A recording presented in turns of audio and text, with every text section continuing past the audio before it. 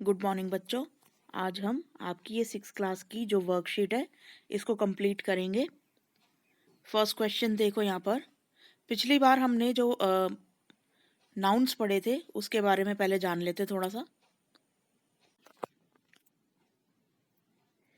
In the previous worksheet we learned about the two kinds of nouns, proper and common noun. Let's do some more questions and revise the concept. First देखो यहाँ पर, refer to the hints and add any one more word to complete the order. यहाँ पर 3 words दे रखे हैं, हमें एक और वर्ड इनसे रिलेटेड ऐड करना है इसके अंदर। सो फर्स्ट देखो यहाँ पर, पेंसिल, बुक, स्केल। तो ये सब एक कॉमन नाउन है क्योंकि हमने पेंसिल का कोई नाम या कोई ब्रांड नहीं बता रखा और ना बुक का कोई नाम बता रखा है ना कोई स्केल का नाम बता रखा है, तो वो एक कॉमन नाउन हो गया। तो यहाँ पर अब हम एक और वर्ड ऐड करेंगे। यू कैन ऐड, आप यहाँ पर ऐड कर सकते हो, you can add eraser, ERA,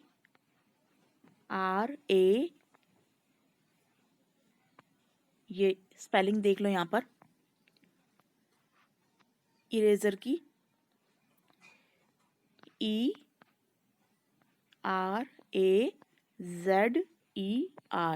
तो आप इस वाले में ये जो ब्लैंक है इसमें यहाँ पे इरेजर भर देंगे। ERAZER, इरेजर मीन्स जो रबड़ आप यूज करते हो उसको इंग्लिश में इरेजर बोलते हैं। नेक्स्ट है सी वाला, देखो यहाँ पर स्कर्ट, पैंट, शर्ट। तो आप यहाँ पर कुछ भी ऐड कर सकते हो, समथिंग लाइक कुर्ता, या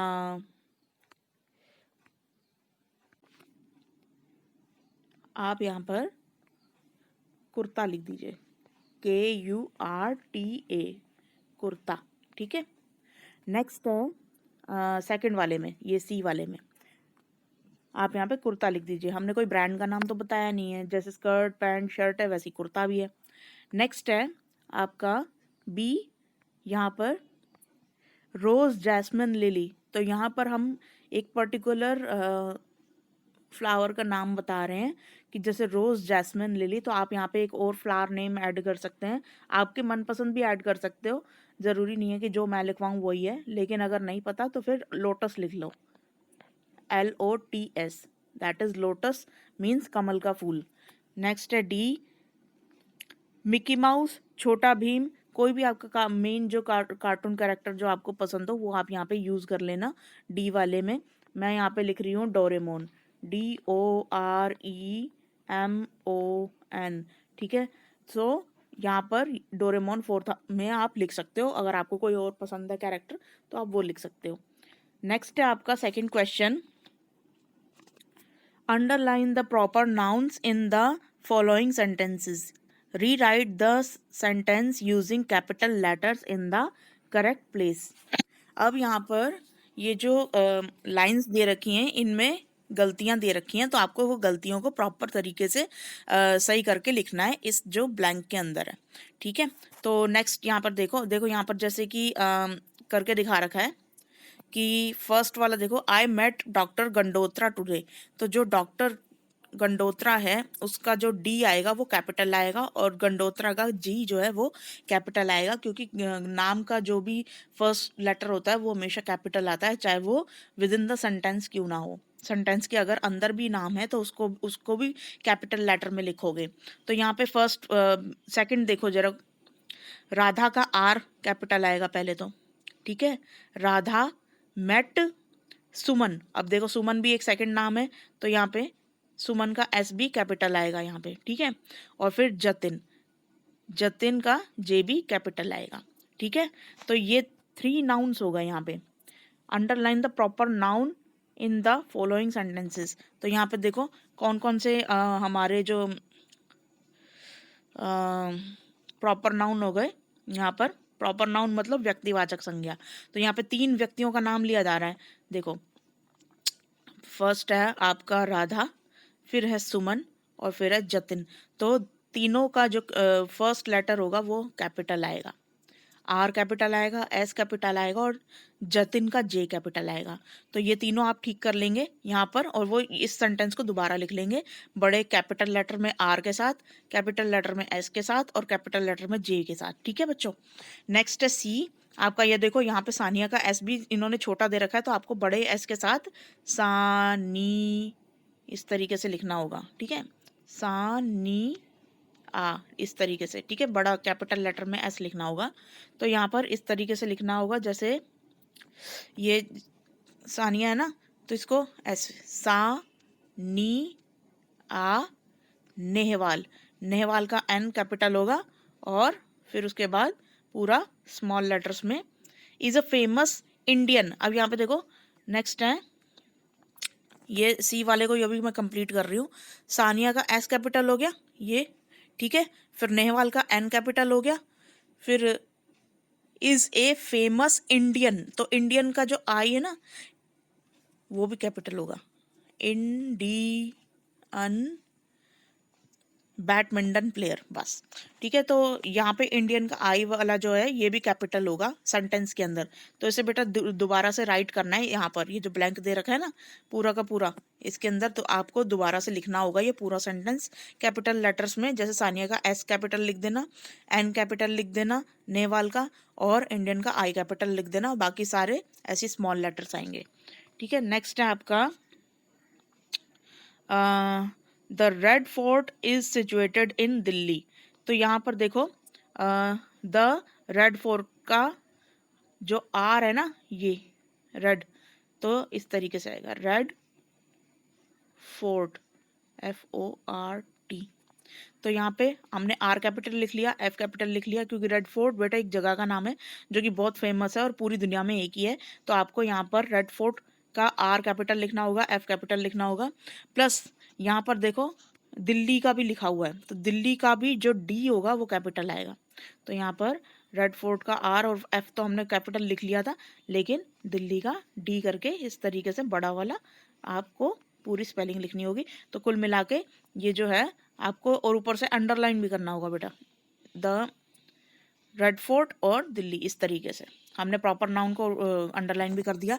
इसमें साहिना नेहवाल था और इंडियन बैडमिंटन प्लेयर, ये पूरा का पूरा आएगा प्रॉपर नाउन में। ऐसे ही राधा, सुमन और जतिन हाउस आ जाएगा। ये पूरा का पूरा मतलब आपको अंडरलाइन भी करना है और फिर उसके बाद उसमें कैपिटल लेटर्स भी लिखने हैं। ठीक है, नीचे जो दिया हुआ ब्लैंक है उसके अंदर, तो ये कर लेना। बाकी नेक्स्ट है यहाँ पे दे रखा है third question, look at the picture below and identify at least 7 common nouns from the picture. अब ये जो पिक्चर है इसके अंदर से हमें 7 कॉमन नाउन्स छांटने हैं। तो यहाँ पर अब हम देखो इसमें 8वां जो दे रखा है वो इन्होंने खुद ही दे रखा है। यहाँ पे बेबी स्ट्रॉलर, बेबी स्ट्रॉलर ये होता है। तो यहाँ पर अब हमें खुद इसमें से ढूंढने हैं। तो देखो यहाँ पे गर्ल्स हैं, बॉयज़ हैं, ठीक है, तो ये चीज़ें छांट के लिखनी है। तो अब हम लिखेंगे यहाँ पे, सबसे पहले लिख लो गर्ल, GIRL गर्ल, ठीक है। नेक्स्ट सेकंड वाले में लिख लो बॉय, BOY। हमें बच्चे का नाम तो पता नहीं है, तो बॉय हो गया, तो वो जातिवाचक संज्ञा हो गई। तो हमें कॉमन नाउन छांटने हैं यहाँ पे, तो हम जातिवाचक संज्ञा ढूंढ रहे हैं। एक हमने गर्ल ढूंढ ली, एक हमने बॉय ढूंढ लिया। अब नेक्स्ट है हम तीसरा कुछ ढूंढ लेते हैं इसके अंदर। जैसे यहाँ पे देखो कोई बॉल है, तो यहाँ पे लिखेंगे हम बॉल, BALL बॉल। थर्ड वाले में बॉल लिख लेना आप। फोर्थ है यहाँ पर देखो कितने सारे झूले लगे हुए हैं, तो झूलों को इंग्लिश में बोलते हैं स्विंग, SWI, एक minute, SWING, that is swing. तो ये फोर्थ वाले में लिख लेना आप स्विंग को, स्विंग मतलब झूले, ठीक है। नेक्स्ट है आपका 4 हो गए ना। 5वां आप लिख लो, यहाँ पर देखो नीला नीला आकाश है, तो यहाँ पे स्काई लिख लो 5वां, ठीक है। और ये देखो हरे हरे पेड़ हैं, तो यहाँ पर 6th लिख लो आप ट्री। हमने कोई स्पेसिफिक ट्री तो बताया नहीं है कि आम का पेड़ है कि किसी और चीज़ का पेड़ है, सिर्फ ट्रीज, ठीक है। हमें कॉमन नाउन बताना है, तो हम यहाँ पे ट्री लिख लेंगे 6th वाले में। अब 7th देखो यहाँ पे 8th ऑलरेडी दे रखा है, तो हमें 7 तक पूरे करने हैं। तो 7 आप क्या लिखोगे इसके अंदर? देखो यहाँ पे हॉर्स भी है, तो यहाँ पे आप हॉर्स लिख लो, हॉर्स। ठीक है, चलो HORSE हॉर्स। तो ये हमने 7 कंप्लीट कर लिए। फर्स्ट था गर्ल, सेकंड था बॉय, थर्ड था हमारा स्विंग, फोर्थ था ट्री, फिफ्थ था स्काई, और सिक्स था बॉल, और 7th था हॉर्स। नेक्स्ट है अब आपका 4th question, choose the correct noun and fill in the blanks. अब यहाँ पर नीचे जो ये हमें, एक मिनट, यहाँ पर जो नीचे हमें ये नाउन्स दे रखे हैं, इनको इनमें फिल करना है ब्लैंक्स के अंदर। तो फर्स्ट देखो, dash is the dash of India, तो यहाँ पर हम लिखेंगे दिल्ली। फर्स्ट वाले में यहाँ पर आ जाएगा Delhi, Delhi is the capital of India. ठीक है, तो यहाँ पर फर्स्ट वाले ए में आ जाएगा दिल्ली इज द कैपिटल, और सेकंड वाले इसमें जो है वो आ जाएगा कैपिटल। ठीक है, तो यहाँ पर इस तरीके से लिख लेना, ये यहाँ पर आ जाएगा, क्या आ जाएगा? दिल्ली। ठीक है, और यहाँ पर आ जाएगा, क्या आ जाएगा? कैपिटल। ठीक है, Delhi is the capital of India, Delhi जो है वो भारत की राजधानी है। नेक्स्ट सेकंड क्वेश्चन देखो, सेकंड वाला, dash is going to the dash. अब यहाँ पे किसी का नाम होना चाहिए फर्स्ट।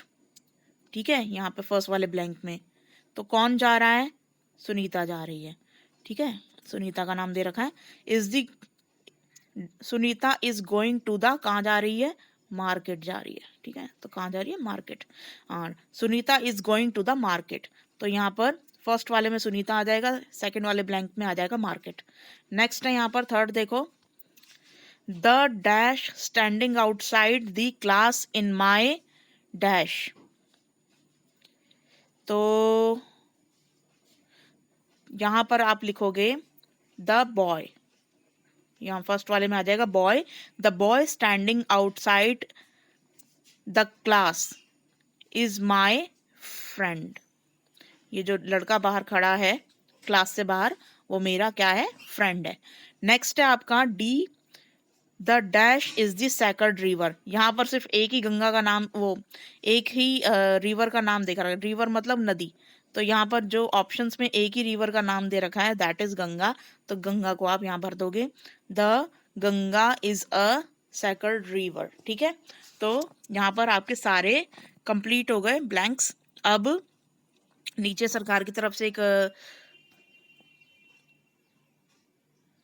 गाइडलाइन जारी की गई है, आपको wash your hands with soap and water regularly. बेटा कोविड का टाइम चल रहा है, तो आपको रेगुलरली हैंड वॉश करना है सोप से और वाटर से। ठीक है, तो ये आज की वर्कशीट आपकी इंग्लिश की कंप्लीट हो गई है। नेक्स्ट जो है आपकी, नेक्स्ट जो आपकी ये जो वर्कशीट है, ये एसएसटी की वर्कशीट है। यहाँ पर हम आरंभिक मानव के बारे में थोड़ी जानकारी लेंगे। देखो, आरंभिक मानव जो थे वो औजार कैसे बनाते थे? पुरातत्वविद, यानी कि जो इनके बारे में, पुराने आदि मानवों के बारे में जो स्टडी करते हैं, उनको पुरातत्वविद बोलते हैं। तो ये जो पुरातत्वविद को मिली वस्तुओं के आधार पर यह जानकारी मिलती है कि लोगों ने अपने काम के लिए पत्थरों, लकड़ियों और हड्डियों के औजार बनाए होंगे। इनका प्रयोग फल फूल काटने, हड्डियों और मांस काटने, और पेड़ों की छाल से जानवरों की खाल उतारने एवं लकड़ियां काटने के लिए किया जाता होगा। तो वो किन किन औजारों का जो यूज करते थे? ये पत्थरों के, लकड़ियों के और हड्डियों के औजार बनाते थे, और ये इन सब चीजों को काटने पीटने के लिए यूज करते थे। ये देखो, ये बने हुए ना। नेक्स्ट है, थोड़ा नीचे चलते हैं, शैल चित्रकला। अब यहाँ पर जिन गुफाओं में लोग रहते थे, उनमें से कुछ की दीवारों पर चित्र मिलते हैं। इनमें से कुछ सुंदर उदाहरण मध्य प्रदेश और दक्षिणी उत्तर प्रदेश की गुफाओं से मिले चित्र हैं, जिनमें जंगली जानवरों को का बड़ी कुशलता से सजीव चित्रण किया गया है। ये जब भी आप मध्य प्रदेश में जाओगे, तो वहां पर आज भी गुफाओं पर आपको ऐसे चित्र बने हुए मिल जाएंगे, कभी घूमने जाओगे तो देखना। ठीक है, नेक्स्ट है आपका पुरास्थल। पुरास्थल उस स्थान को कहते हैं जहां औजार, बर्तन, इमारतें, एक मिनट, पुरास्थल उन स्थानों को कहते हैं जहां औजार, बर्तन और इमारतों जैसी वस्तुओं के अवशेष मिलते हैं। ऐसी वस्तुओं का निर्माण लोगों ने अपने काम के लिए किया था और बाद में वे उन्हें छोड़कर चले गए।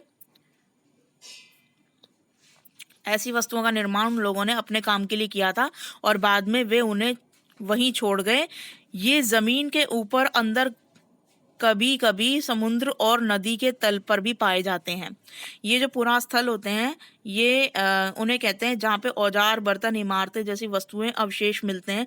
मतलब कभी कभी ऐसी कोई गुफा मिल जाती है जहाँ पे पुराने आदि मानव जो थे वो ऐसी चीजें यूज करते थे, तो वो पड़ी हुई मिल गई, तो उन्हें पुरास्थल बोलते हैं। जहाँ पे ये सब चीजें या तो बनी हुई मिलती हैं या फिर कुछ ऐसे बर्तन वगैरह हमें मिल गए, तो ऐसी जगहों को संरक्षित रखा जाता है, इसलिए इनको पुरास्थल बोलते हैं। यानी कि यहाँ पे हमें जो पुराने अवशेष थे आदि मानवों के वो मिले थे। ठीक है, नेक्स्ट है यहाँ पर आग की खोज। एक मिनट से ऊपर कर लूं।